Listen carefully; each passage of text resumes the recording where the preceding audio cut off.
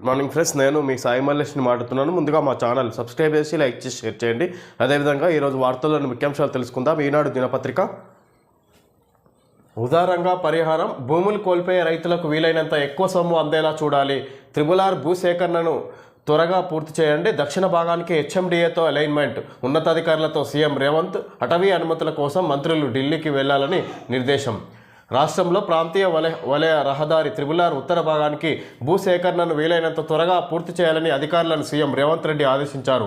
దక్షిణ భాగానికి జాతీయ రహదారుల సంస్థ సూచనప్రాయంగా ఆమోదం తెలిపినందున హెచ్ఎండిఏతో కలిసి అలైన్మెంట్ చేయాలని ఆదేశించారు. హైదరాబాద్ను కలిపే 11 రహదారులకు ఆటంకం లేకుండా రేడియల్ రోడ్ల నిర్మాణం చేపట్టాలని స్పష్టం చేశారు. భూసేకరణలో భూములు కోల్పోయే రైతులకు ఉదారంగా పరిహారం ఇవ్వాలని, వీలైనంత ఎక్కువ పరిహారం వారికి అందేలా చూడాలని కలెక్టర్లకు సూచించారు. త్రిబుల్ జాతీయ రహదారుల భూసేకరణ పరిహారం హోమ్ హైబ్రిడ్ యాన్యుటీ మోడల్ విధానంలో రహదారులు, రేడియల్ రోడ్ల నిర్మాణంపై శుక్రవారం సచివాలయంలో సీఎం రేవంత్ రెడ్డి సమీక్షించారు. డిప్యూటీ సీఎం బట్టి విక్రమార్క, మంత్రులు కోమటిరెడ్డి వెంకటరెడ్డి, ఉత్తమ్ కుమార్ రెడ్డి, కొండా సురేఖ, సీతక్క సమావేశంలో పాల్గొన్నట్టుగా చూసుకోవచ్చు. ఈ విధంగా త్రిబుల్ భూసేకరణకు ఈ విధంగా వీలైనంత తొందరగా రైతులకు పరిహారం ఎక్కువగా వీలైనంత ఎక్కువ కేటాయించాలన్నట్టుగా కలెక్టర్లకు ఆదేశాలు జారీ చేసినట్టుగా చూసుకోవచ్చు. ఈ విధంగా కేబినెట్ సమావేశంలో ఈ సమావేశంలో సీఎం రేవంత్ రెడ్డితో పాటు ఈ విధంగా మంత్రి కోమటిరెడ్డి వెంకటరెడ్డి, ఇంకా మిగతా సీతక్క, వివిధ మంత్రులు పాల్గొన్నట్టుగా చూసుకోవచ్చు. ఈ సమావేశంలో ఈ విధంగా త్రిబుల్ గురించి ముఖ్యంగా సమావేశం ఏర్పాటు చేసి ఈ విధంగా త్రిబుల్ నిర్మాణంపై, రోడ్ నిర్మాణంపై ఈ విధంగా కేంద్ర ప్రభుత్వం అనుమతి ఇవ్వడంతో ఈ విధంగా వేగం పెంచాలన్నట్టుగా ఆదేశాలు జారీ చేసినట్టుగా చూసుకోవచ్చు కలెక్టర్లకు. అదేవిధంగా మంత్రుల సమావేశం. ఆదాయం ఆశించిన స్థాయిలో లేదు. ప్రతి నెల ప్రభుత్వానికి వచ్చే ఆదాయం 18,500 కోట్లు. ఇందులో ఉద్యోగుల జీతభత్యాలు, ఇతర అవసరాలకు 6,500 కోట్లు, అప్పులకు వడ్డీగా 6,500 కోట్లు చెల్లిస్తున్నాం. మిగిలిన 5,500 కోట్లలో సంక్షేమ పథకాలను అమలు చేయాలి. కనీస అవసరాలకు ప్రతి నెల 22,500 కోట్లు కావాలి. అంటే 400 కోట్లు తక్కువ పడుతుంది. ఈ మేరకు ఆదాయం పెంచుకోవాల్సి ఉంది. అందుకే కొన్ని ఆర్థికపరమైన సమస్యలు పరిష్కరించలేకపోతున్నాం. రాబడి పెంపునకు మీ సలహాలు, సహకారం కావాలి. టీజీఓ ప్రతినిధులతో సీఎం రేవంత్ రెడ్డి. ఆదాయం ఆశించిన స్థాయిలో లేదు. ప్రతి నెల ప్రభుత్వానికి వచ్చే ఆదాయం 18,500 కోట్లు.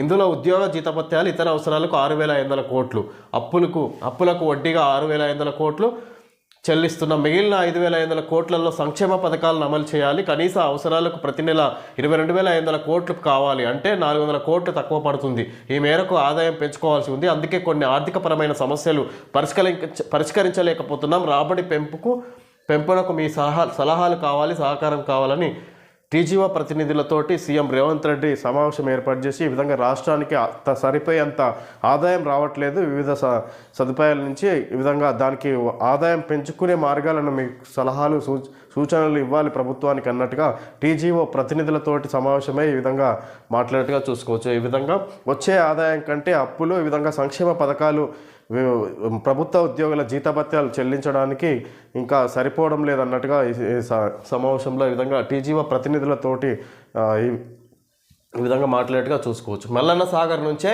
20 టీఎంసీల జలాలు, 50 ఏళ్ల నాటి మంజీరా పైప్ లైన్ స్థానంలో కొత్తది. జలమండలి సమావేశంలో సీఎం. మల్లన్న సాగర్ నుంచి 20 టీఎంసీల జలాలు, 50 ఏళ్ల నాటి మంజీరా పైప్ లైన్ స్థానంలో కొత్తది. జలమండలి సమావేశంలో సీఎం రేవంత్ రెడ్డి ఈ విధంగా 50 ఏళ్ల నాటి పైప్ లైన్ ఉన్న స్థానంలో కొత్త పైప్ లైన్ ఏర్పాటు చేయబోతున్నట్టుగా చూసుకోవచ్చు. ఈ విధంగా జలమండలి సమావేశంలో సీఎం రేవంత్ రెడ్డి మంజీరా నీటిని మంజీరా నీటి గురించి మాట్లాడేట్టుగా చూసుకోవచ్చు. ఈ విధంగా ఇక పాత పైప్ లైన్ ఉన్న సందర్భంగా అదే స్థానంలో కొత్త పైప్ లైన్ ఏర్పాటు చేయబోతున్నట్టుగా సీఎం రేవంత్ రెడ్డి జలమండలి సమావేశంలో తెలియజేసినట్టుగా చూసుకోవచ్చు. హైటెక్స్లో జరిగిన ప్రపంచ తెలుగు సమాఖ్య 12వ మహాసభల్లో సావనీరును విడుదల చేస్తున్న ఏపీ సీఎం చంద్రబాబు నాయుడు. చిత్రంలో సురేష్ నాయుడు, కృష్ణ ఎల్లా, యార్లగడ్డ హరిశ్చంద్ర ప్రసాద్, ఇందిరాదత్, కవితాదత్, ప్రభాకర్ రెడ్డి, బివి మోహన్ రెడ్డి, ఉమా చిగురుపాటి. హైటెక్స్లో జరిగిన ప్రపంచ తెలుగు సమాఖ్య 12వ మహాసభలో సావనీరును విడుదల చేస్తున్న ఏపీ సీఎం చంద్రబాబు నాయుడు. చిత్రంలో సురేష్ నాయుడు, కృష్ణ ఎల్ల, యార్లగడ్డ హరిశ్చంద్ర ప్రసాద్, ఇందిరాదత్, కవితాదత్, ప్రభాకర్ రెడ్డి, బివి మోహన్ రెడ్డి, ఉమా చిగురుపాటి. ఈ విధంగా తెలుగు సమాఖ్య 12వ మహాసభల్లో సీఎం రేవంత్ రెడ్డి పాల్గొన్నట్టుగా చూసుకోవచ్చు. 2047 నాటికి నెంబర్ 1గా తెలుగు జాతి, ప్రతి ఇంట్లో పారిశ్రామికవేత్త తయారు కావాలన్నదే నా లక్ష్యం. ఎదగాలంటే డబ్బు లేకున్నా ఆలోచన ఉంటే చాలు. ప్రపంచ తెలుగు సమాఖ్య 12వ మహాసభల ప్రారంభోత్సవంలో ఏపీ సీఎం చంద్రబాబు నాయుడు తెలుగువారు ఐటీని అందిపుచ్చుకున్నారు, అందుకే ప్రపంచవ్యాప్తంగా విస్తరించారు. నాలెడ్జ్ ఎకానమీ వారి సొంతం, అన్ని రంగాల్లోనూ దూసుకుపోతున్నారు. 2047 నాటికి ప్రపంచంలో నెంబర్ 1గా తెలుగు జాతి ఉంటుందని భావిస్తున్నా అని ఆంధ్రప్రదేశ్ ముఖ్యమంత్రి తెలుగుదేశం పార్టీ అధినేత చంద్రబాబు అన్నారు. తెలుగువారు ఎక్కడున్నా సంఘటితంగా పరస్పరం సహకరించుకుంటూ ముందుకు సాగాలని పిలుపునిచ్చారు. విధంగా 2047 నాటికి తెలంగాణ నెంబర్ 1గా తెలుగు జాతి, పారిశ్రామికవేత్తలు, ప్రతి ఇంట్లో పారిశ్రామికవేత్త ఉండాలనేది నా లక్ష్యం అన్నట్టుగా సీఎం చంద్రబాబు నాయుడు ఈ విధంగా 12వ తెలుగు సమాఖ్య మహాసభల ప్రారంభోత్సవంలో ఈ విధంగా ప్రపంచ తెలుగు సమాఖ్య మహాసభల ప్రారంభోత్సవంలో ఏపీ సీఎం చంద్రబాబు నాయుడు పాల్గొని ఈ విధంగా మాట్లాడుకొచ్చారు. ఈ విధంగా తెలుగు జాతి ఇక్కడ ప్రపంచంలో పేరు తీసుకురావాలన్నట్టుగా చెప్పుకొచ్చారు. ఈ విధంగా ప్రతి ఇంట్లో పారిశ్రామికవేత్త తయారు కావాలన్నదే నా లక్ష్యం, డబ్బు లేకుండా ఆలోచనతోటి ఈ విధంగా పారిశ్రామికవేత్తగా తయారు కావచ్చు అన్నట్టుగా ఆయన చెప్పుకొచ్చారు ఏపీ సీఎం చంద్రబాబు నాయుడు. రైతు భరోసాపై కొర్రీలు సరికాదు, అన్నదాతల సమస్యలపై వినతులతో నిరసన చేపడతాం.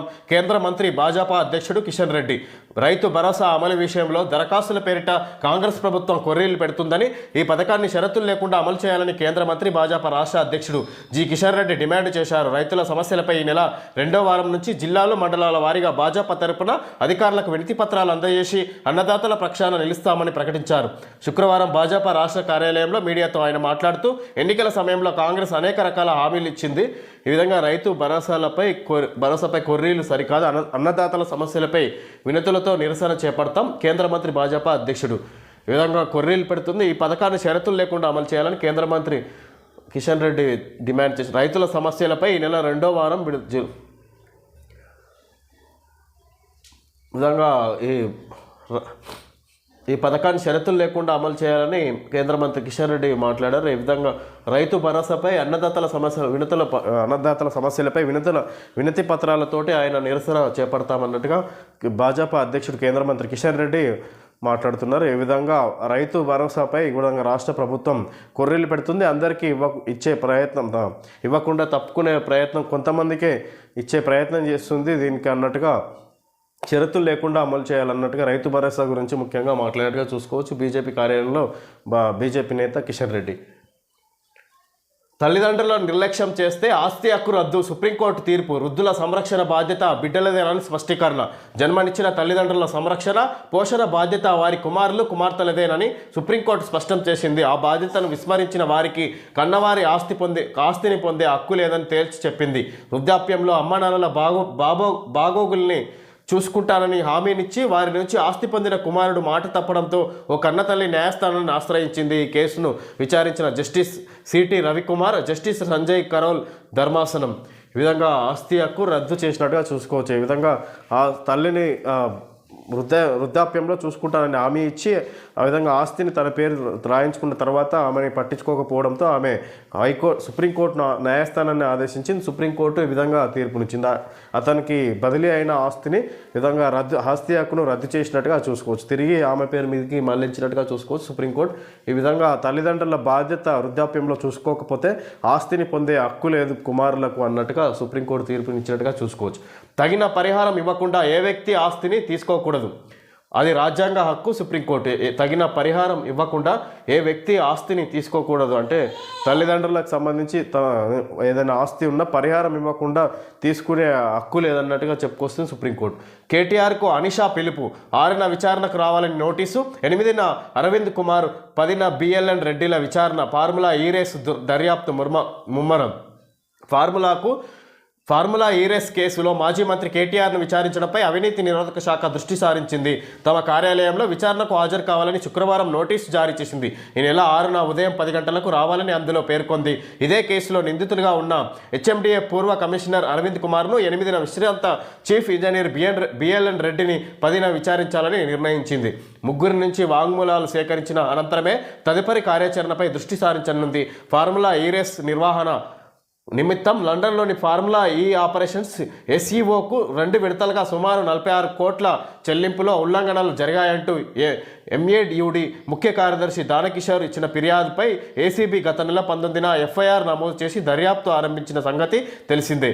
ఈ విధంగా ఈ కార్లెస్ వ్యవహారంలో అక్రమంగా విదేశీ కంపెనీలకు ఈ విధంగా దీనికి సంబంధించి 46 కోట్లు బదిలీ అక్రమంగా 46 కోట్ల చెల్లింపుల్లో అక్రమంగా ఉల్లంఘనలు జరిగాయంటూ ఈ విధంగా ఎంఏయుడి ముఖ్య కార్యదర్శి దానకిషోర్ ఇచ్చిన ఫిర్యాదుకు ఏసీబీ కేసు నమోదు చేసినట్టుగా చూసుకోవచ్చు. దానికి సంబంధించి ఎన్ఫోర్స్మెంట్ డైరెక్టరేట్ కూడా కేసు నమోదు చేసి విచారించే అవకాశం ఉన్నట్టుగా చూసుకోవచ్చు. దానికి సంబంధించి ఈ నెల జనవరి 6న విచారణకు రావాలంటే కేటీఆర్ను ఉదయం 10 గంటలకు హాజరు కావాలన్నట్టుగా కోరినట్టుగా చూసుకోవచ్చు. అదేవిధంగా 8న అరవింద్ కుమార్, 10న బిఎల్ఎన్ రెడ్డిలను కూడా ఇందులో ముగ్గురిని విచారించే అవకాశం ఉన్నట్టుగా చూసుకోవచ్చు.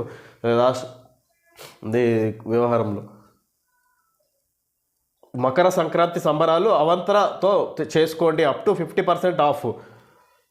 అవంతర వాళ్ళు యాడ్ ఇవ్వడం జరిగింది షాపింగ్ మాల్ గురించి. తలనొప్పిని దాచకండి, పోగొట్టండి, అవర్ బెస్ట్ ఎవర్ ఇది సారిడాన్ టాబ్లెట్ గురించి కూడా యాడ్ ఇవ్వడం. ఓకే ఫ్రెండ్స్, ఈరోజు వార్తల్లోని ముఖ్యాంశాలు తెలియజేయడం జరిగింది. Thank you friends.